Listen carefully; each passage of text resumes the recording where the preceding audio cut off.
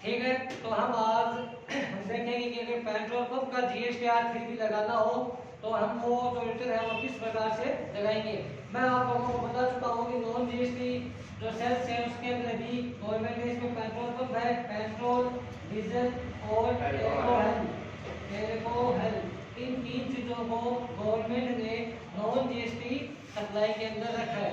ठीक है, तो आज हम देखते हैं कि पेट्रोल पंप के केस में अगर हमें GSTR 3 भी लगाना हो तो हम किस प्रकार से लगाएंगे।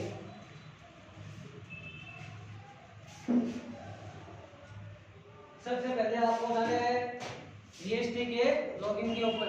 आपको GST का जो लॉगिन है वो मैं आप लोगों को बता चुका हूँ, gst.gov.in आप लोगों को सर्च करना है और फिर हम चले जाएंगे GST की साइड के ऊपर। ठीक है, अब देखिए सबसे पहले हमें जाना है गूगल में जाके हमें सर्च करना है gst.gov.in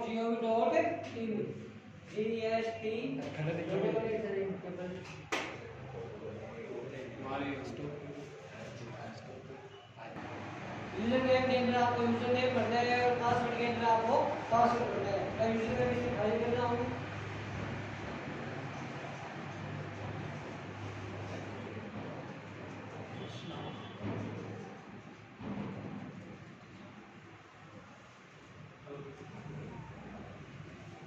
उसके बाद आपको पासवर्ड लगाना है।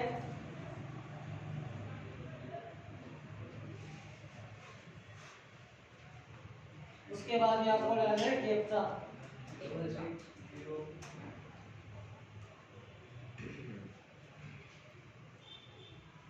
ठीक है, ये आप लोगों का GST का जो डैशबोर्ड है वो ओपन हो चुका है। ये क्या ओपन हो चुका है आप लोगों का GST का डैशबोर्ड। यहाँ पे लिखा भी हुआ है कंटिन्यू टू डैशबोर्ड। तो GST में आईडी और पासवर्ड लगाने के बाद जो पोर्टल आपके सामने आता है उसको बोलते हैं GST डैशबोर्ड। इसके ऊपर GST के सारे फीचर आपको दिए हुए होते हैं। यहाँ से हम अपनी फर्म का GSTR 3 भी फाइल कर सकते हैं, GSTR 1 फाइल कर सकते हैं। हर प्रकार की इंफॉर्मेशन अपनी फर्म और अपनी कंपनी के बारे में GST डैशबोर्ड से हम पता लगा सकते हैं। आप लोगों को मैंने बताया था यहाँ आने के बाद आपको जाना है कंटिन्यू टू डैशबोर्ड। आप जाओ कंटिन्यू टू डैशबोर्ड के अंदर। इसके बाद कहाँ जाना है सर आपको फाइल रिटर्न के अंदर। यहाँ पे आओ फाइल रिटर्न। ठीक है, इसके बाद अब आप लोगों को दिसंबर के महीने का GSTR 3 भी फाइल करना है। कौन से महीने का? दिसंबर का। आप दिसंबर के अंदर जाओ, ये दिसंबर, यहाँ से आप लोगों को क्या करना है सर्च करना है। यहाँ से आप लोगों को क्या करना है यहाँ जाने के बाद आप देखो यहाँ आ रही है मंथली रिटर्न GSTR 3 ये आ रही है आप लोगों की मंथली रिटर्न GSTR 3। मैंने आप लोगों को बताया था एक रिटर्न लगाने का तरीका होता है प्रिपेयर ऑनलाइन और एक आप लोगों का होता है प्रिपेयर ऑफलाइन। हमें जो है वो GSTR 3 की ऑनलाइन फाइल करना है, तो आप लोगों को लाना है प्रिपेयर ऑनलाइन के ऊपर। सर इसकी तो लेट फीस लगेगी ना? बिल्कुल लगेगी। ये डेट के बाद हम GSTR 3 भी फाइल कर रहे हैं, तो ये जो GSTR 3 भी फाइल करेंगे इसके अंदर हमारी क्या लगेगी लेट फीस एप्लीकेबल होगी। ठीक है, आपको करना है यहाँ पे नेक्स्ट और यहाँ पे आपको करना है क्लोज। अब देखिए जैसा कि इन्होंने कहा था कि सर हमारी लेट फीस लगेगी, मैंने आप लोगों को एक बात बताई थी कि जिस महीने हम 3B भरने में लेट करेंगे उस महीने में किसी प्रकार की कोई लेट फीस नहीं आएगी।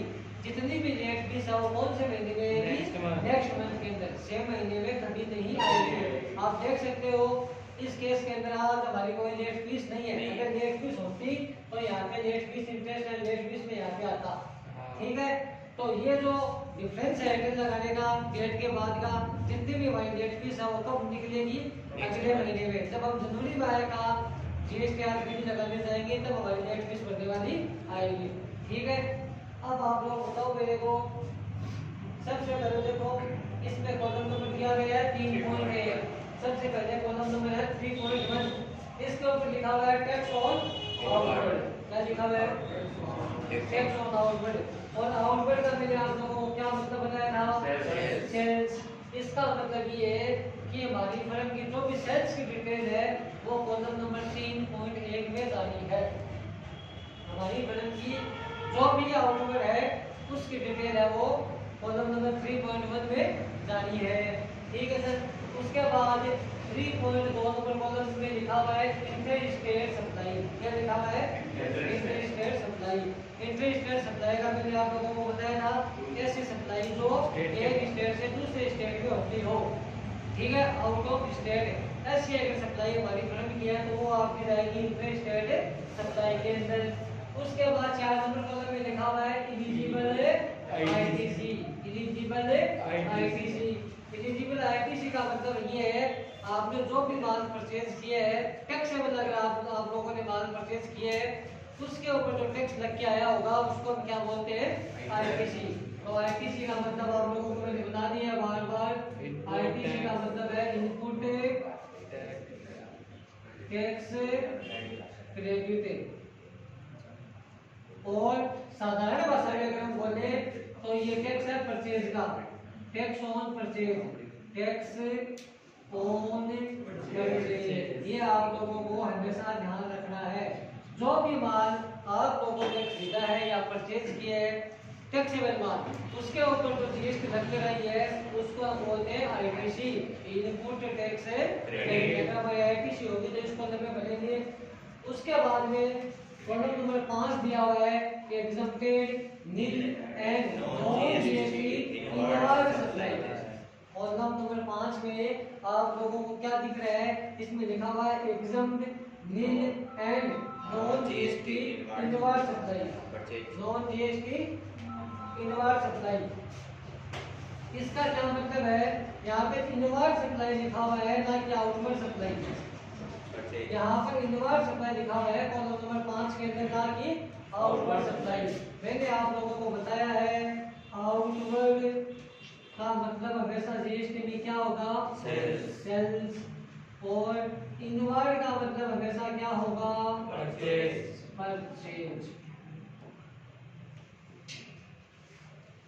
अब कॉलम नंबर 5 के अंदर लिखा हुआ है exempted nil and non GST inward supply. तो इस प्रकार की कोई भी परचेज जो या तो एग्जम्प्ट हो या नील रेटेड हो या नॉन जीएसटी हो, इस प्रकार का कोई भी माल अगर आप लोगों ने परचेज किया है, सेल्स नहीं परचेज किया है, तो वो आपका कॉलम नंबर 5 के अंदर जा रहा है। ठीक है, मैं आप लोगों को बता चुका हूँ बार बार। एग्जाम का EXEMPP एग्जाम का मतलब होता है क्या? फ्री। और नील का मतलब भी क्या होता है? जिसमें जीएसटी रेट क्या है? नील है, यानी ये भी कौन से में आ रहा है? फ्री वाले में। उसके बाद एक लिखा हुआ है नॉन जीएसटी। नॉन जीएसटी का मतलब है आउट ऑफ जीएसटी। इस प्रकार के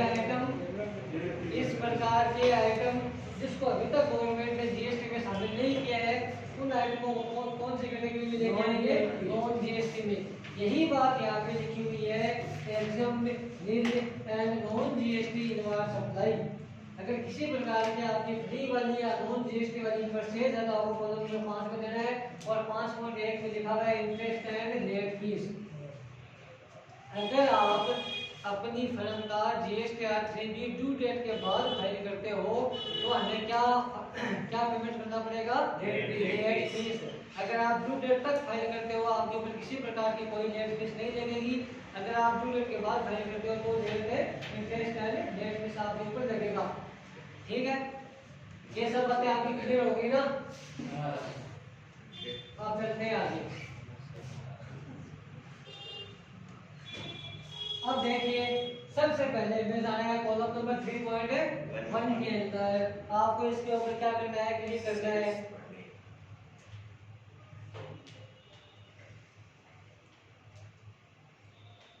ये आपका आ गया कॉलम नंबर 3.1। ये आपका कौन सा कॉलम ओपन हो गया? 3.1 का। अब आप लोगों को देखना है इसके अंदर कितने कॉलम है। इसके अंदर सबसे पहले ए नंबर कॉलम में लिखा हुआ है outward taxable supply. Outward taxable supply 1 number A number column में लिखा हुआ है outward taxable supply.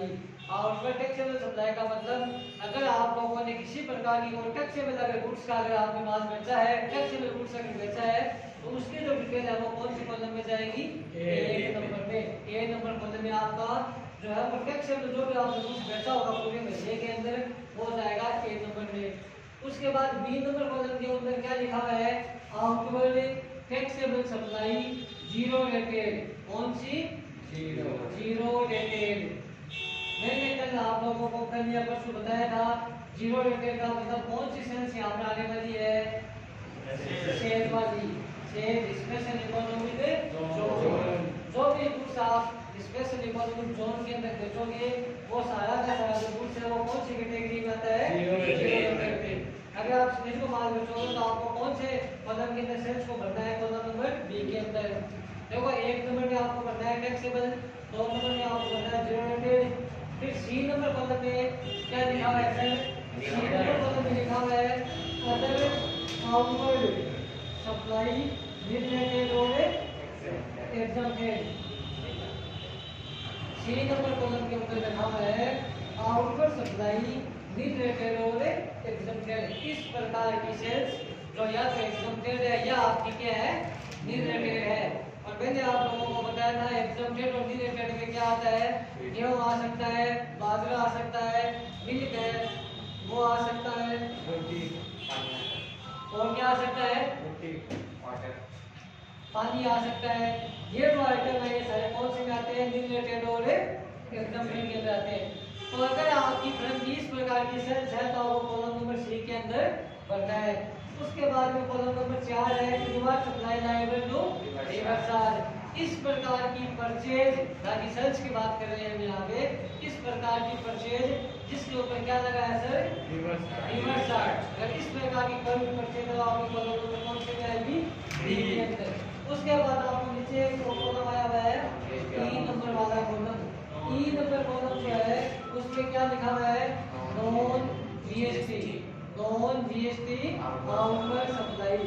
Non GST outward का सप्लाई का मतलब है इस प्रकार की सेल्स, इस प्रकार की सेल्स या इस प्रकार का आउटवर्ड जो जो आइटम अभी तक जीएसटी के अंदर कवर नहीं हुए, जिसको जीएसटी से बाहर रखा गया है, वो कौन से आते हैं? Non GST outward supply. और पेट्रोल पंप जो है वो इसका बड़ा एक उदाहरण है। जब भी हमारे अगर हमारे पास पेट्रोल पंप है और अगर पेट्रोल पंप का अगर जीएसटी या फ्री लगाएंगे तो हमें अपनी सेल्स है वो हमेशा कौन सी कॉलम में भरनी है? ई नंबर कॉलम में नॉन जीएसटी आउटवर्ड सप्लाई के अंदर भरना है। और आज हम जो है वो पेट्रोल पंप का ही रिटर्न लगा रहे हैं, तो आप लोग बताओ हमारी जो सेल्स है वो कौन सी कॉलम में जाएगी? ई नंबर में। एक दिन हमने भरा था कौन सा? रिलेटेड और एग्जम्प्टेड वाला, और टैक्सेबल वाले तो बहुत सारे बने। तो मैंने हर प्रकार का कॉलम जो है मैंने आपको कवर करवा दिए है। जितनी प्रकार की सेल्स जीएसटी या फ्री में जाती है वो सारी मैं आप लोगों को बता चुका हूँ।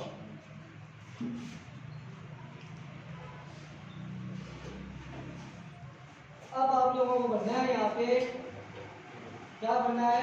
सेल्स बननी है। इस कॉलम के अंदर आपको क्या बननी है? सेल्स नॉन जीएसटी वाली। तो भैया आप लोग यहाँ पे आपकी सेल्स है 46, 48, 225। आपकी जो सेल्स है वो है 46,48,925। ये आपने कहा था कि नॉन जीएसटी वाले कॉलम में। अब आपको यहाँ से क्या करना है? कंफर्म करने के बाद ये आईटीसी है इसमें आ रही है, लेकिन हमारे यहाँ पर किसी प्रकार की आईटीसी नहीं है। ये ऑटोमेटिक क्रिएट किए जीएसटी आरटीओ ने देनी नहीं है इसको। मैं आपको बाद में बताऊंगा ये देनी क्यों नहीं है। यहाँ पे आप लोग कर दो कंफर्म, आईटीसी का कोई रोल नहीं है यहाँ पे। इसके बाद आपके एक कॉलम और यूज में आएगा। कौन सा आएगा? मैंने आप लोगों को बताया था एग्जाम रिलेटेड के अंदर आपको सेल्स भी करनी है और सेल्स के साथ साथ क्या करनी है? परचेज भी करनी है। और कॉलम नंबर 5 में यही चीज मान गया कि आपने सेल्स को भर दी, आपकी परचेज कितनी है? तो कॉलम नंबर 5 आप लोगों को ओपन करना है एग्जाम्प्टेड रिलेटेड और नॉन जीएसटी द्वारा सप्लाई वाला।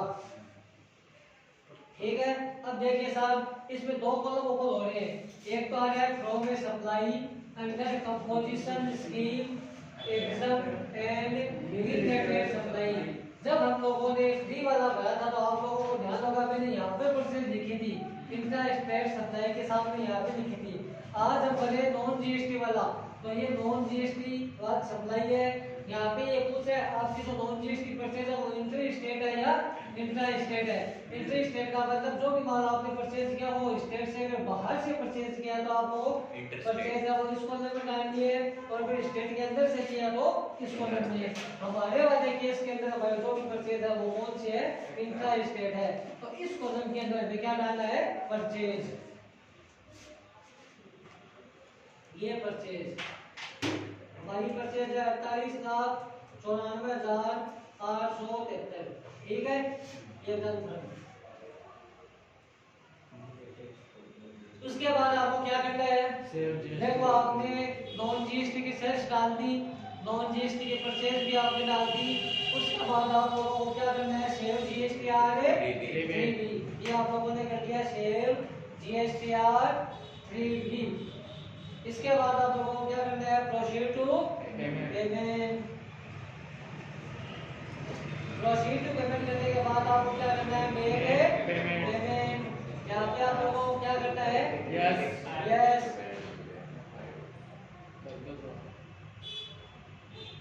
ये बंद हो गया आपका। साइड की वजह से वापिस आपको प्रोफाइल के अंदर आना है और आप लोगों को डैशबोर्ड के ऊपर आना है, ठीक है। उसके बाद फाइल रिटर्न के अंदर जाना है आप लोगों को। उसके बाद कौन से महीने का सिलेक्ट करना है आपको, दिसंबर के महीने का आपको सर्च करना है। यहाँ पे आप लोगों को एक सर्टिफिकेट दिखाया फाइल जीएसटीआर 3B के अंदर वापस से आना है। वापस से आने के बाद नीचे आना है आप लोगों को। आप लोगों को क्या करना है, proceed to payment. Proceed to payment आने के बाद प्रोसीड टू फाइल। अभी हमें यहाँ पे क्या सिलेक्ट करना है, अथराइज्ड सिग्नेटरी, और उसके बाद फाइल जीएसटीआर 3B थे टीबीसी। ये देखिए नेक्स्ट लिस्ट का मैसेज शो कर रहा है। ये बोल रहे जब आप अगले महीने जीएसटीआर 3B लगाने आओगे तो आपको क्या लगेगी, लेट फीस लगेगी। क्योंकि इस महीने हमने अपनी फर्म का जीएसटीआर 3B ड्यू डेट के बाद फाइल किया है, तो इस महीने की जितनी भी लेट फीस है वो नेक्स्ट महीने के अंदर हमें भरना पड़ेगा, ठीक है।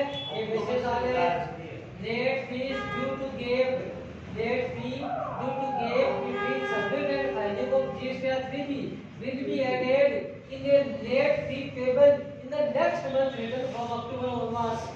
अगले महीने के अंदर हम क्या कर देंगे, इसको ऐड कर देंगे, ठीक है। हर दिन जुड़ ना लेट फीस, हर दिन कैसे, आज इस ये जो रिटर्न है इसके लगाने की ड्यू डेट थी 20 तारीख, आज कितनी हो गई 25। कितने लेट हुए, रोज के लगते हैं 100 रुपए, तो कितने लगने चाहिए, तो अगले महीने 500 रुपए इसके लेट फीस आनी चाहिए। अक्टूबर से कैसे बता रहे हैं, वो ऐसे बताया, अक्टूबर से पहले कोरोना की वजह से माफ थी, ठीक है ना, इसलिए बताया। यहाँ पे आ गया आपका कैप्चा, आपके पास एक ओटीपी आएगी, उस ओटीपी को आपको यहाँ पे कैप्चा के अंदर डालना है और आपको क्या करना है, वेरीफाई कैप्चा। सर देर कितना रुपए लीटर आप 95 वाट कितना ही रहता है पेट्रोल।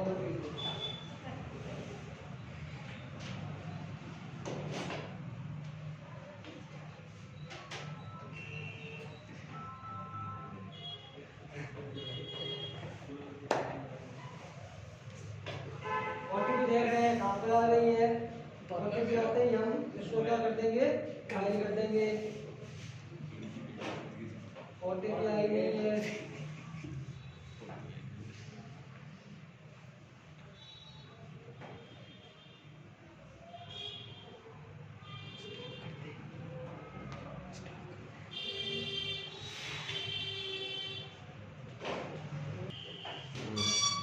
ठीक है। आप लोगों को ओटीपी इसमें एंटर करनी है 5F7250। आप लोगों को क्या करना है, वेरीफाई। यहाँ पर क्या लिखा हुआ आ गया, फाइलिंग सक्सेसफुल। आप लोगों को करना है ओके। अब आप लोगों को चेक करना है कि हमारा जो रिटर्न है जो हमने जीएसटीआर 3B भरा है वो लगा या नहीं लगा। आप लोगों को इसका क्या चेक करना है, इसका टेस्ट फाइल रिटर्न के अंदर जाइए आप, इसके बाद आप लोगों को कहाँ जाना है, दिसंबर में जाओ।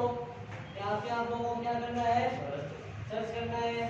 यहाँ पे देखिए GSTR 3 भी अब क्या हो चुका है, तो इस प्रकार से हम किसी भी पेट्रोल पंप का या नॉन GST जिसकी सप्लाई हो सेल्स हो उसका हम GSTR 3 की फायदे कर सकते हैं। धन्यवाद।